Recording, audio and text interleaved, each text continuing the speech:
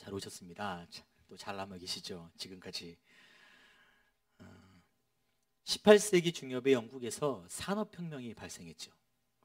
인류에 엄청난 큰 변화가 왔어요. 사회, 경제, 그 다음에 인식에 대한 구조가 너무 많이 바뀌었습니다.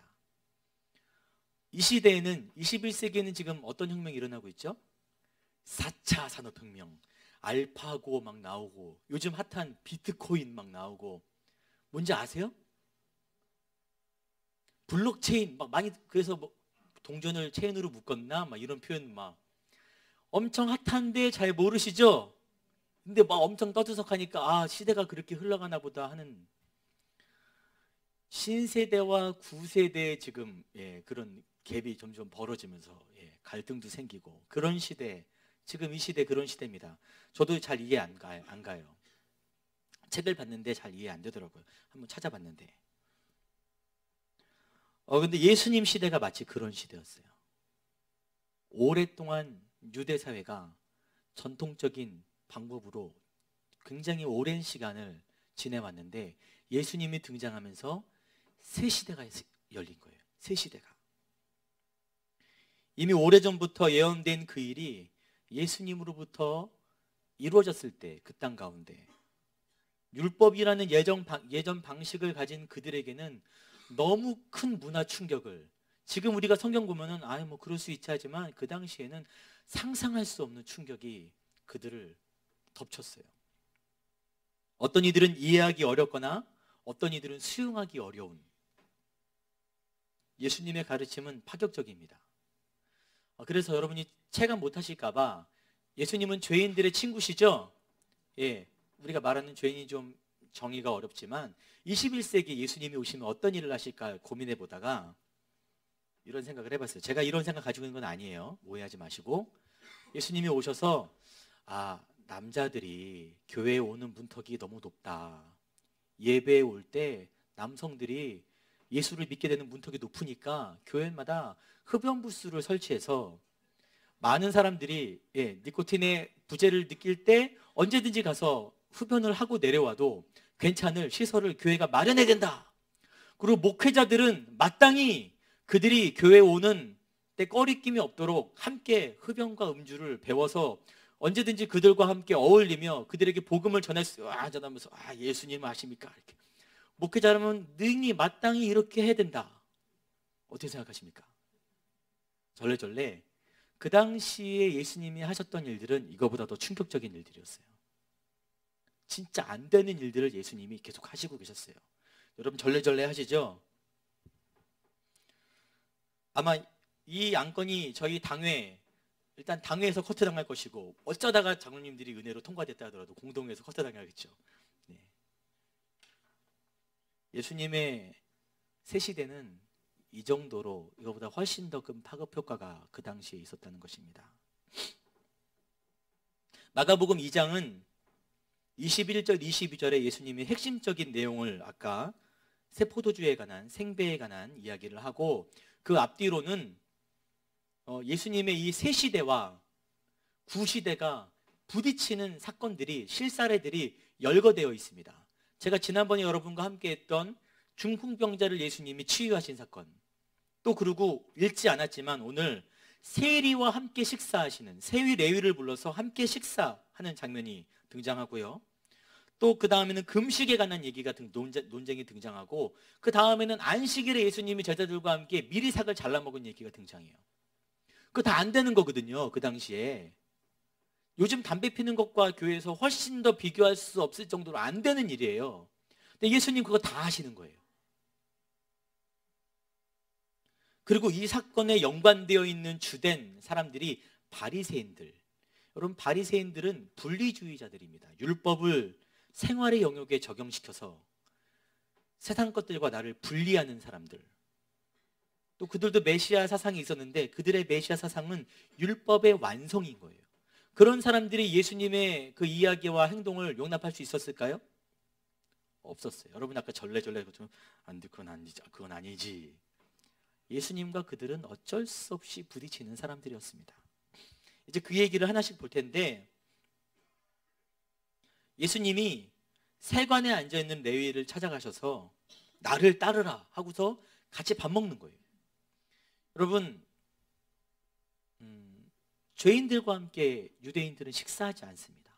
부정한 자들과 함께 식사하지 않아요. 그 부정함이 나를 침범할까봐. 뭐 처음에는 거룩함을 유지하기 위한 방편이었지만 그게 점점 약간 고집스러운 내용이 된 거죠.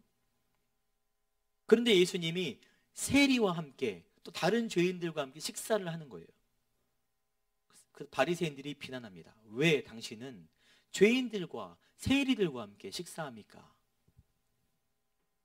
예수님이 의사에 관한 얘기를 해요. 왜냐하면 그 당시에 사람들이 예수님을 메시아라기보다는 많은 병을 고치고 다니는 의사라 생각했거든요. 그래서 대단한 의사다라는 인식이 강했기 때문에 그 인식을 그대로 사용해서 건강한 자에게는 의사가 쓸데없고 병든 자에게 쓸데있다. 나는 병든 자들을 위한 사람들이다. 육적이 아니라 육체뿐만 아니라 영적으로도 병든 죄인들을 부르러 왔다라고 얘기하십니다. 그런데 이걸 잘 봐야 돼요. 본문에 보면은 세리와 죄인들, 아니 죄인이면 죄인이지 세리와 죄인들, 보니까 또 아래는 죄인 및 세리들과, 아니 그냥 죄인들이라 하면 되지 왜 이랬을까요? 대부분 문헌들을 보면은 세리와 죄인, 죄인과 세리 이렇습니다. 왜 이들은 죄인의 범주에도 끼지 못하고 죄인 취급받으면서 이렇게 같이 껴있을까요? 예수님이 태어날 당시에 헤롯 대제에 있었죠. 헤롯 대제. 로마가 통치하고 그 섭정으로, 그러니까 섭정은 아니죠. 로마가 지방자치권을 각 나라에게 줘서 헤롯 대왕이 이스라엘을 통치하고 있었어요. 근데 헤롯 대왕이 죽은 거예요. 죽은 후에 사후에 세 아들이 나라를 찢어갔습니다.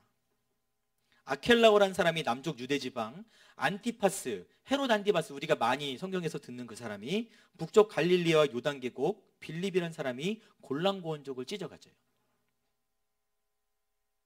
근데 바리새인과 사두개인들은 이 헤롯 안티파스와 대립하는 사람들이었어요. 바리새인들이 주장하는 것은 저 왕은 율법적으로 옳지 않다라고 막 주장을 했어요. 그런데 이게 실은 무슨 사건이 있냐면은 역사적으로 이 헤롯 안티파스는 여우라고 표현됩니다. 교활하고 탐심이 많은 사람이에요. 탐욕이 많은 사람, 이권을 많이 챙기는 사람인데, 사두개인과 바리새인들은 그 당시에 기득권층이란 말이에요. 사두개인들은 그 당시에 귀족계층이에요. 기득권층이니까 이 욕심이 많은 왕과 이 기득권층이 서로 이권이 부딪히는 거예요. 그냥 이권 문제예요. 바리새인들도. 그래서 이 가버나움에서 지금 이 레위가 세관에, 여러분 세관 알죠? 공항에 가면은 세관 있잖아요. 세관에서 어떤 일을 하죠? 통행세도 내나 봐요. 그렇죠? 내고 그다음에 물건을 들여올 때 관세가 적용되잖아요. 근데 이 가버나움이 어떤 지역이냐면은 이 헤롯 안티파스의 영역에서 빌립의 영역으로 넘어가기 직전 마지막 지역이 이 지역이에요. 그러니까 왔다 갔다 할 때 세금을 걷는 그런 지역인 거예요. 그런데 옛날에 나라가 하나일 때는 그 지역을 지나갈 때 세금을 낼 필요가 있어요, 없어요? 없어요. 나라가 쪼개지면서 갑자기 거기서 세금을 걷고 관세를 내고 하니까 사람들이 어떻겠어요, 마음이? 불만이 넘치죠. 그걸 바리새인들이 그걸 이용하는 거예요. 사람들이 원망을 느끼는 대상, 그 대상을 통해서 누구를 공격하는 거예요? 아마 이 세리들은 대부분 헤롯 안티파스를 위해서 일하고 있었거든요. 헤롯 안티파스를 공격하기 위해서 이 세리들을 집중적으로, 물론 세리가 잘했다는 거 아닙니다. 하지만 더 정치적인 목적을 가지고 세리와 죄인들, 세리 특별히 나쁜 사람들, 헤롯 안티파스 나빠, 그 이야기를 하고 있는 거예요. 그래서 세리를 이방인 취급하고 동족으로도 취급하지 않고 죄인 취급하면서 죄인으로 묶으면 세리가 티가 나지 않으니까 그랬나 봐요. 세리와 죄인들 이렇게 공격했어요. 그러니까 그런 세리를, 안티파스를 공격해야 되는데 그런 세리를 인지도 있는 예수님이 옹호하면 곤란해지는 거예요. 그래서 그들 눈에 예수님이 더 눈에 거슬리는 겁니다. 여러분, 이게 율법 문제예요? 율법 문제입니까? 전통의 문제입니까? 이득권의 문제예요. 여러분, 성경을 자세히 들여다보면은 다 그들이 주장하는 전통과 율법 모든 것들이 이권 문제예요. 그냥 율법이라고 말만 하는 것뿐이죠. 그 다음에 안식일 논쟁이 있어요. 예수님이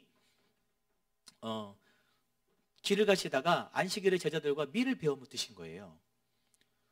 원래 안식일은 십계명에 있는 계명이죠. 하나님이 창조하신 후에 안식일을 거룩히 여기고 하나님이 쉬셨더라. 그 말씀을 듣고 보고서 사람들이 안식일은 아무것도 안 한다.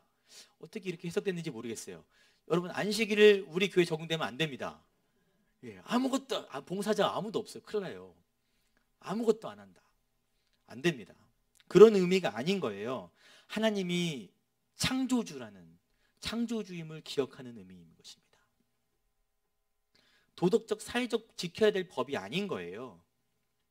그런데 예수님이 미리삭을 여러분, 우리나라 설이 그런 게 아니거든요. 잘라먹은 게 도둑질이 아니에요. 원래 유대 사회는 여행자들이나 가난자들을 위해서 추수를 다 안 하고 일부를 남겨놓고 그거를 잘라 먹는 거예요. 아름다운 풍습이죠. 예수님이 제자들과 함께 미리삭 잘라 먹은 거예요.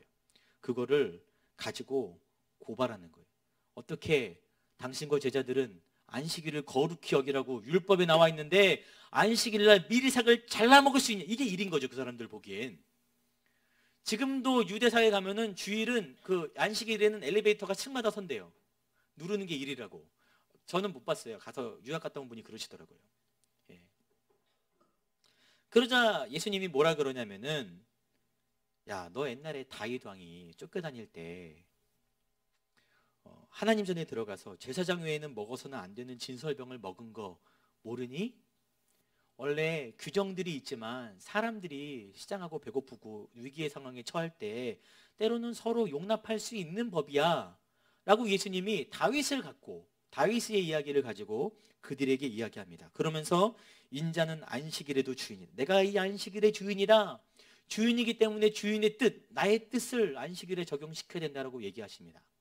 이것은 또 사건이고 이것은 깊게 연구할 필요도 없어요. 여러분, 예수님이 길을 가다가 안식 잘라 먹었는데 바로 걸렸어요. 이게 쉬운 일입니까? 어려운 일입니까? 그냥 길 가다가 잘라 먹었는데 바로 걸린 거예요. 우연히 본 걸까요? 성경의 이야기 흐름상 우연히 본 게 아니에요. 누군가 예수님을 전담마크에서 따라다니는 겁니다. 오늘 안식일이니까 무슨 죄 저지르고 있나? 잘라 먹자마자 바로 걸리는 거예요. 트집 잡을 기회를 보는 거죠. 자기들이야말로 안식일날 안 쉬고 자기들을 위한 일을 하고 있는 거예요. 얼마나 우습습니까? 그럼 자기들도 아무것도 안 해야죠. 앞뒤가 안 맞는 안식일을 거룩하게 지키기 위한 자기들도 안 지키니까 자기의 욕심과 자기의 어떤 것을 위해서 하나님의 법을 이용하는 것입니다. 오늘 본문에는 안 나와 있지만 요즘 새벽 예배를 드리다가 보니까 할례에 관한 이야기가 나옵니다. 베드로가 이방인들에게 복음을 전해줬는데 사도행전 11장에 예루살렘에 있는 할례자들이, 예루살렘에 있는 교인들이에요. 교인들이 비난하는 거예요. 할례 받은 교인들이 기존 유대에서 이렇게 그러니까 그리스도로 이렇게 돌아온 유대인들이 이방 사람들, 저 할례 받지 않은 사람들 교회에 들어오는 게 가능하냐? 할례 받게 해라. 저 이방 사람들, 우리처럼 거룩한 징표가 없는, 할례가 없는 저 사람들 다 할례 받게 해라. 여러분, 이 의미가 할례 받으면 우리 공동체로 들여보내겠다라는 의미로 들리나요? 안 입고 오면 나가던가, 그 얘기인 거죠. 그 얘기인 거예요.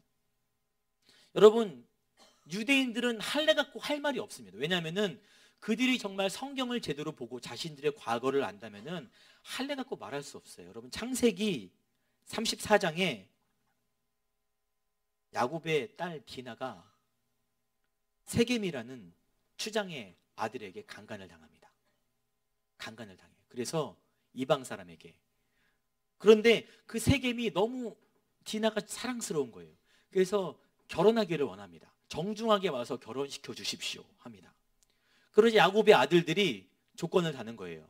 너희는 이방 사람이니까 우리 동생을 줄 수 없어. 대신 너희 모든 남자들이 할례를 다 받으면 내가 너희에게 우리 누이를 넘겨줄게. 세겜은 너무 좋으니까 아버지를 설득해서 자신의 모든 부족들이 할례를 행해요. 할례 아픕니다. 여자분들은 모르시죠? 네, 남자들만 공유하는 아파요. 굉장히 아플 때 쳐들어가서 다 죽여버려요. 굉장히 아플 때. 그러면서 정당한 누이의 복수라고 주장합니다. 여기까지는 뭐 이해할 수 있어요. 그런데 그 다음에 성경에 34장 27절부터 보면은 죽인 다음에 어떤 일이 벌어지냐면은 야곱의 여러 아들이 그 시체 있는 성읍으로 가서 노략하였으니 이는 그들이 그들의 누이를 더럽힌 까닭이라. 아니 복수하면 됐지, 이제부터는 노략하기 시작하는 거예요. 그래서 그들이 양과 소와 나귀와 그 성읍에 있는 것과 들에 있는 것과 모든 재물과 그들의 자녀와 그들의 아내를 사로잡고 집 속의 물건을 다 노략한지라. 이 복수가 아니에요. 그냥 그 사람들께 탐난 거예요. 자신의 누이를 핑계로 노력한 거예요. 다 가서 똑같이 더 많은 죄를 저지른 거예요. 그들의 아내를, 자식들을 다 잡아오고. 여러분, 그들이 그토록 거룩하게 여기는 징표인 할례를 가지고 사람을 죽이고 자기의 이득을 취하는 역사가 그들의 역사인 거예요. 그런데 그들이 그들의 역사를 덮어버리고 할례 받지 않은 이방인들 말할 자격이 없는 거죠.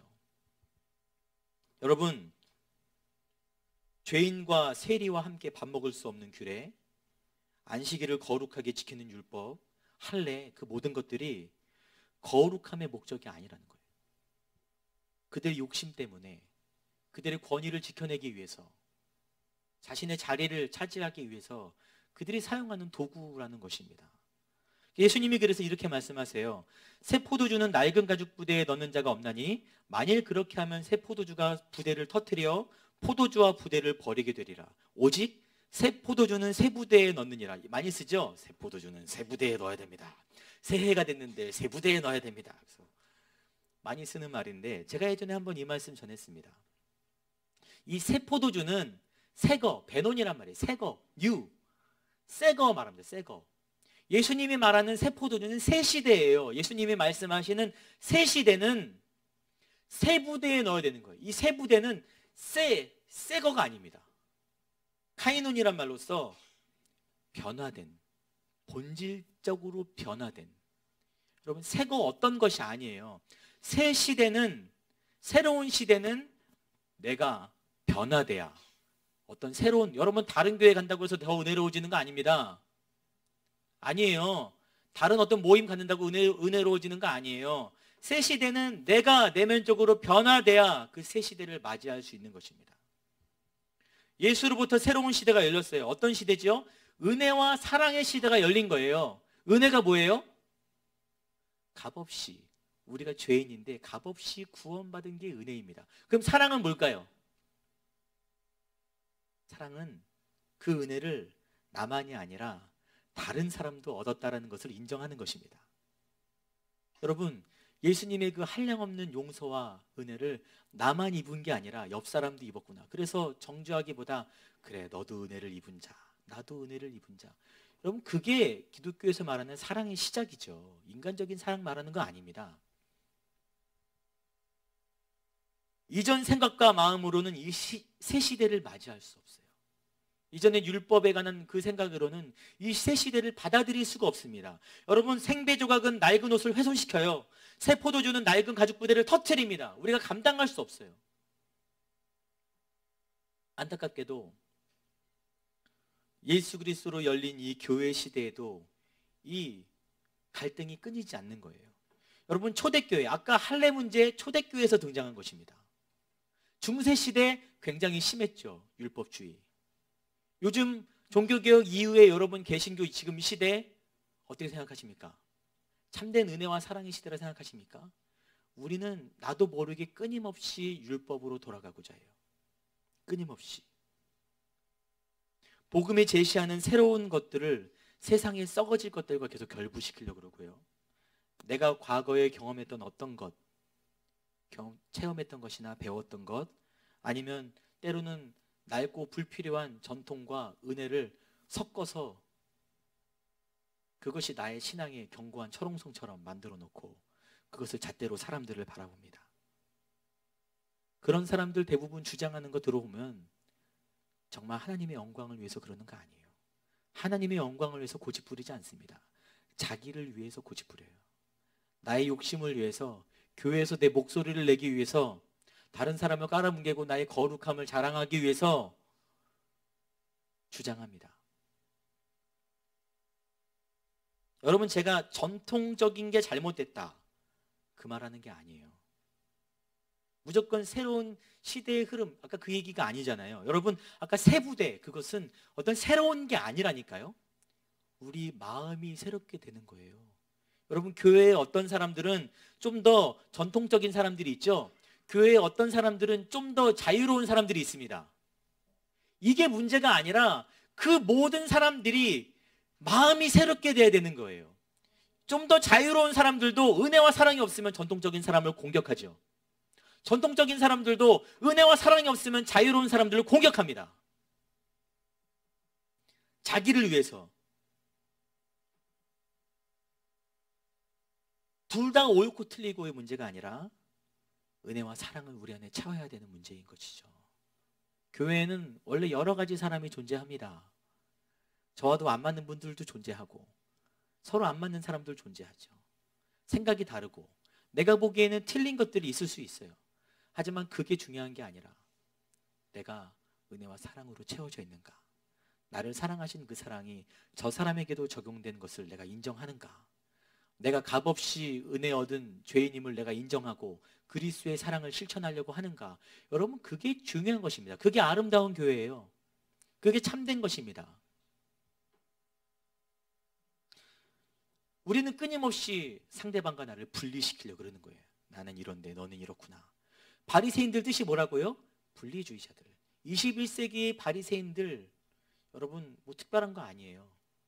남들과 나를 분리시키고 정죄하는 사람들, 이 시대의 바리새인들. 예수님 이 땅에 오셔서, 만약에 이 땅에 오셨으면 예수님을 배척할 사람들. 아까 우스갯소리로 흡연 막 했지만 안 될 게 뭐가 있어요? 그분들은 교회에서 사랑하면 안 됩니까? 더한 분들 안 될 게 뭐가 있어요? 못 사랑할 게 뭐가 있습니까? 그런 생각들 내려놓으셔야 돼요.